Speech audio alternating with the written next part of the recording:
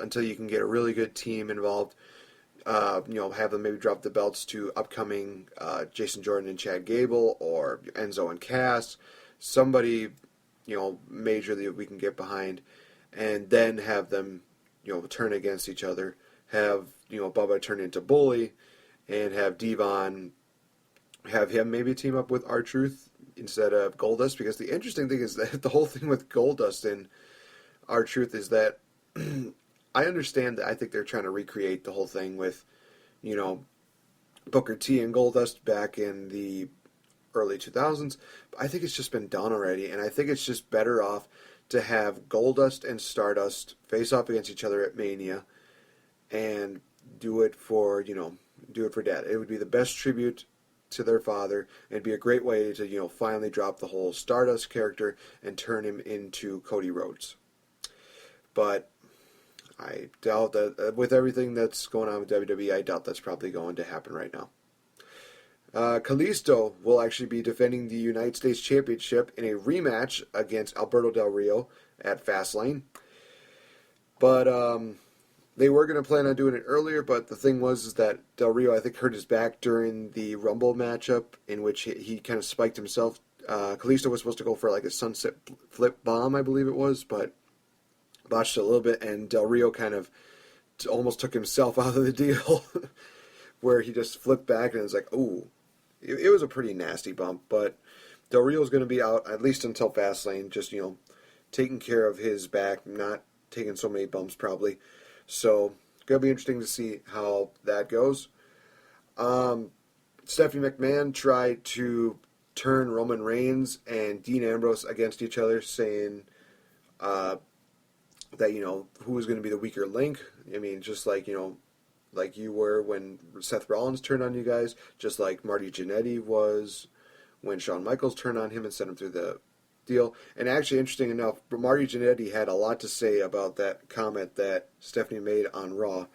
And it just goes to show you that it seems like Marty Jannetty is really unstable, and he is not the best person probably to work with right now. In fact, there was a tweet that somebody said that he wrote out that he said that a couple of Stephanie's, kids were not even Triple H's. And I see that. I'm just like, really? You're gonna take it that personally? I mean, I can understand, you not liking them continually to, saying that, oh, you're just the guy who, was the stepping stone for Shawn Michaels' career or something like that. Or you were just that, second wheel. But come on, dude. It's just one of those things where you don't have to take it that personally.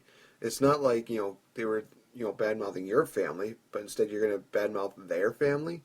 That just doesn't make sense to me. And I know a lot of people are kind of getting sick and tired of hearing, like, oh, well, this person's the Marty Jannetty of this generation, or he's the Marty Jannetty of this, tag teamer, and blah, blah, blah. Why is it that, this is the one thing that triggers Marty Jannetty the most? I mean, back when Miz and Morrison were feuding with each other, and they did the whole, Miz was saying that, he's the Shawn Michaels, and that Morrison was the Marty Jannetty, and, John Morrison said, like, there are actually two Jannettys. There's Marty Jannetty and Mizzy Jannetty, and Marty Jannetty didn't take any, problem with that, but I think that was also because he knew that he was going to be in a match with The Miz the following Raw, but it's just one of those things where it's just like, why do you have to take it so personally? And you look at that statement that they made about Miz saying that he's the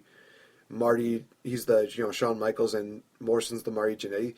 Interesting part about that is that when it comes down to it in WWE's terms, that is true because Miz is more of a star, and a lot of people are not remembering John Morrison's run in I should say Johnny Mundo's run in WWE. But you look at wrestling as a whole, I think that John Morrison is definitely the guy who who is the Shawn Michaels, and that, that Miz is kind of like the Marty Jannetty, because Miz has only been doing one company. Johnny Mundo, John Morrison, he's been wrestling all over the place. So I think it'd be like AAA. I know Lucha Underground has had him for a while. He's done so much for the wrestling as a whole that, I think you compare the two careers, I think Johnny Mundo is going to have a more better career than The Miz, Mike Mizanin, will have. So that's just my opinion. But WWE has theirs. Anyway, so yeah, they have the whole thing going on with Roman Reigns and Dean Ambrose to where they're trying to turn on, where Stephanie is like trying to turn on them. The only way that I could see this working is, here's the scenario that I see going into Fastlane, is that, there's a little bit of dissension in the ranks, or a little bit of cracks between the teaming of Roman and Dean, where they start actually, getting frustrated with each other. Stephanie then capitalizes the week before Fastlane, having the two of them face off against each other on a match on Raw, and then Brock Lesnar, takes both of them out, sending a statement, and, eventually it evolves into one of them turning heel, and one of them, I meaning, Roman Reigns or Dean Ambrose. The only person I see that making sense would be Roman Reigns right now. And interesting thing about the whole thing with Roman Reigns is that it's like, how do you really turn him heel? How do you make him heel when Triple H is already heel? I thought about that, and I thought that this might actually be a good idea.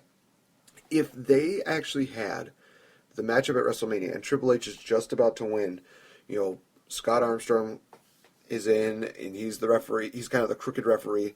He goes for the 1, the 2, and gets pulled out actually by Stephanie. And Stephanie is saying, you count that 3 and you're going to be fired. And Triple H is thinking, well, what are you doing? What are you doing? Roman Reigns hits the spear, and then Stephanie tells, Scott to count the 1, 2, 3, which he does. Stephanie basically turns on Triple H, and she's basically tells, Roman, get him, and just beats down Triple H, sending him through the announce table. Triple H has to get taken out by a stretcher again. And, the night after, Stephanie talks about why she did what she did. She said, it's nothing personal, honey. It's just business. You are just not, you're just not that, good anymore. And you have to realize that your time is up and that the future is now. I may not like Roman Reigns, but he is indeed the future, and I see him as an investment, where she's just basically seeing Roman as the next guy. But, she doesn't have to like him, but she's going to be, putting her money behind, Roman Reigns. And Roman Reigns could just be like, when she came up to me with this proposal, I didn't think anything of it. But then when she told me about how Triple H works, I figured, what is there to lose? I get to take out one of the top stars, and I get to get the spotlight. So where Roman Reigns actually turns heel, and he's more legit. He's a badass. He is one of those guys that people just hate, and he is going to really, carry the title to definitely different leaps and bounds. But I guess we're just going to have to wait and see whether they're going to turn Roman heel or not. I'd much rather like to see that happen. It's an interesting idea, and maybe they could have Triple H come back, and somehow Stephanie recruits some of the people from NXT, where it's like, you know what? You did create NXT, but NXT is going to be the one that destroys you. And it evolves into something, where it's maybe Triple H's last match, something like that. Maybe he goes one-on-one with, Finn Balor, Sami Zayn, somebody like that. Somebody who could really use that victory. But who knows? I'll probably have a little more of a detailed, story when it comes down to it. But I will talk a little bit about TNA in a bit. It's going to take a short little break. But as promised, I did say that I had another deal for you, courtesy of AJsBelts.com. And here it is, guys. The NWA World Heavyweight Championship. One of the most classic and prestigious titles that any person could have. And it is indeed available for you guys for the low price of $199.99 plus free shipping in the United States. Sorry, guys, in Canada and in European countries and everywhere else around the world. It's only in the USA. You guys can get the NWA World title for $199.99 plus free shipping. If you email them and you mention Pro Talk Wrestling, they will indeed send you the NWA World Heavyweight Championship for that low price and with free shipping, guys. But this deal will only last until Monday at midnight Central Standard Time. So remember that, guys. You can get the NWA World Heavyweight title belt for $199 plus free shipping when you go to them, email them, and mention Pro Talk Wrestling. You'll get the price, you'll get the free shipping. Honestly, guys, it is a great deal. And for the NWA World title, you definitely do not want to miss out on that.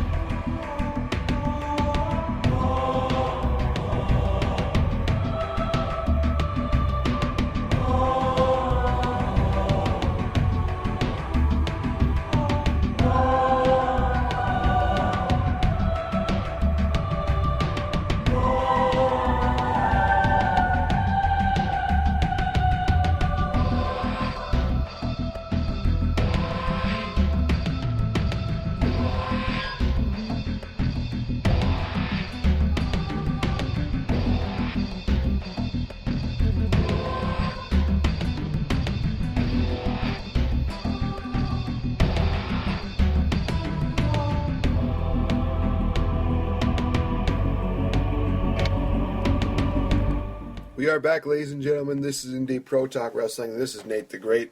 Guys, thank you for joining me here on this beautiful Friday.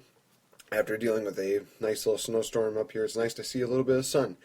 So, speaking of sun, it seems like a ray of sunshine is coming down on TNA as they have actually done some good with the company. I'm referring to this past week's episode of TNA Impact Wrestling. It was honestly something that was worth watching, you guys. They had a new X Division champion crowned. They had a 8-man hardcore war featuring the Decay, Eric Young, and Bram defeating Beer Money and the Wolves. They also had, Matt Hardy and Rebby Sky just having this major heat on Jeff Hardy, saying, well, basically here's what happened is that Rebby Sky talked about Jeff Hardy and said, you're just jealous because my husband's the world champion and that he's no longer under your shadow anymore. So you got what you deserved last week, which was get a pile driver from Eric Young from the ring through a table on the concrete floor. So Jeff Hardy's probably going to be out for a little while longer. But then Kurt Angle came out and he said, you're a disgrace to the title, and that he was basically going to get a title shot right here tonight, which makes sense because he did say the night after he defeated EC3 by disqualification that Dixie Carter said that he can get a title shot whenever he wants, at whatever time, wherever, whenever, and he was going to invoke it tonight. So it made sense that they finally got that taken care of. So it was going to be Matt Hardy versus Kurt Angle on the main event of the Impact show. The Knockouts had a little bit of a segment in which we saw Gail Kim and Maria talking about Maria saying that she wanted to help Gail. She wanted to make it so that Gail is more successful than what she is. She's saying, basically Maria's saying that, wrestling is not the way to do it. You have to be a smart businesswoman. And Gail's saying, like, she's proud of what the Knockouts have done. She's proud of, being a knockout. And there's nothing that you could do to change it. And again, Maria just kept getting under Gail's skin. You could tell that she was just really, really just tearing in, saying, people like you work for people like me. And then Gail actually grabbed Maria's arm, and you see the just look of fear on Maria's face when Gail's talking. She says, you know something? There are just little persons like you that just talk about it. You want to do something about it? Do something about it. And she just shoves Maria and says, come on, let's fight, let's fight. But unfortunately, Maria decided, live to fight another day. So, but Mike Bennett actually took out Drew Galloway by hitting Drew in the head with Drew's own briefcase and then basically hitting what seemed like a curve stomp on Drew's head with the briefcase again.